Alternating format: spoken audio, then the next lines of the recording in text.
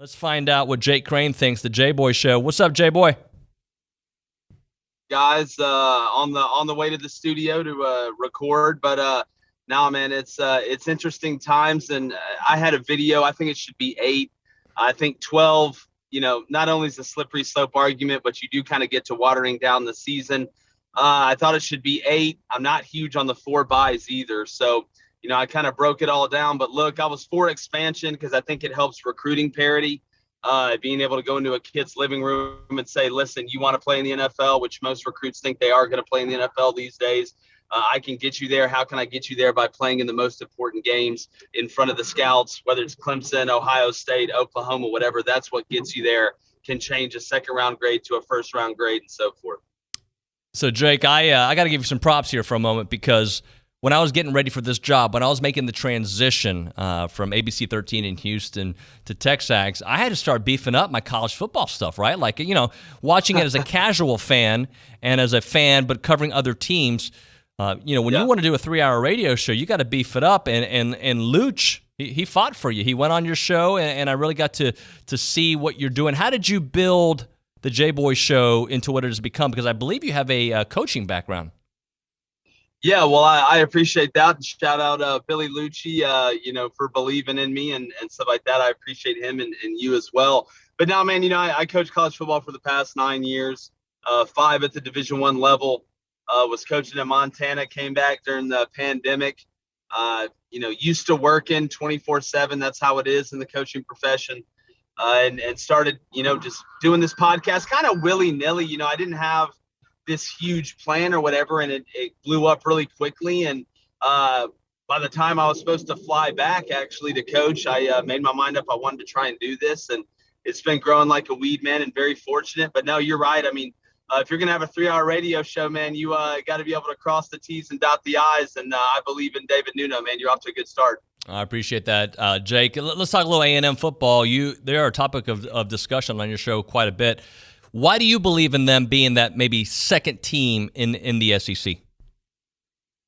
Well, I think there's only a couple places outside of the teams that are dominating right now that has the resources, that has the fan base, that has the recruiting base to have the ability to, have a ton of success in the SEC and pretty much dominate the SEC. And look, Jimbo's been through this. He's got the blueprint. He's got great experiences, not only at Florida State, but LSU and Auburn. You go back, he understands the league. He understands what it takes to win. But from a recruiting standpoint, he's built it inside out. And listen, I know A&M, a lot of people's going to talk about offense and this, that, and the other. The difference for me in A&M is the front seven and the way they've been able to recruit there, the defensive personnel they have. A&M's typically never had a problem scoring. They've had a problem stopping people. But when you look at what they return with what Mike Elko has done, who may be the most underrated coordinator in college football, and bringing him back for another year with the way they've recruited, it just seems to me like A&M starting to look like one of the prettiest girls at the dance. Yeah, and when I say second, I'm saying that from a perception standpoint. I believe people here believe that they can be the best team in the SEC as soon as this year. When you think about that October 9th matchup between A&M and Alabama, just all the implications really for both teams. Yeah, well, that game is turning into a pretty important game when you look at it from an SEC West standpoint. But look, I keep saying this on the show. I think the SEC West is as deep as it's ever been going into this year. But on that same token, I think the gap between Alabama, what they were able to do last year with just the dominant offense that they had, the veteran guys they had going through the pandemic and not having a spring and not having a summer, but they have to replace a ton. A&M is not too far off. It's big. If it's going to be Hayes, is it going to be Calzada? I tend to think it needs to be Hayes, but Jimbo's a quarterback guru. I'll leave that to him. But I think the gap can be bridged. And look, all it takes is one. I forget what movie it is. It's just one time. It may be Mighty Ducks or whatever, but all it takes is one time to flip the narrative. And listen, I'll say this about Jimbo. He may be a lot of things, but he ain't afraid of nicking them. He's not afraid of them. And that's the first thing you have to have. If you're going to beat him, you got to be able to walk up to him, look him in the eyes, and hit him right in the teeth. And that's what Jimbo wants from his guys, and that's the way he coaches and recruits. I think you'll be at SEC Media Days next week. What about SEC Media Days excites you? Because I've never been before. Some of the reports back I've gotten from OB here on the show in the Go Hour and also from Mike Hugan, and not a lot is said, but at least it is the start of college football. Yeah, that's the way I look at it. It's going to be my first media day too. So me and you can just be walking around doing whatever. But no, just, to me, it's a stepping stone. You get through spring. You get through the draft, you get through media day. Once you get through media day, you can start smelling it. And it just shows you that we're getting closer. Hopefully we're back to normal, which it's looking like that. But now I'm excited to see you guys. Excuse me. Hey, and I know one of the schools that you are very intrigued by, and most of the country is too, but you believe Georgia could really be the team that dethrones Alabama, right? Yeah,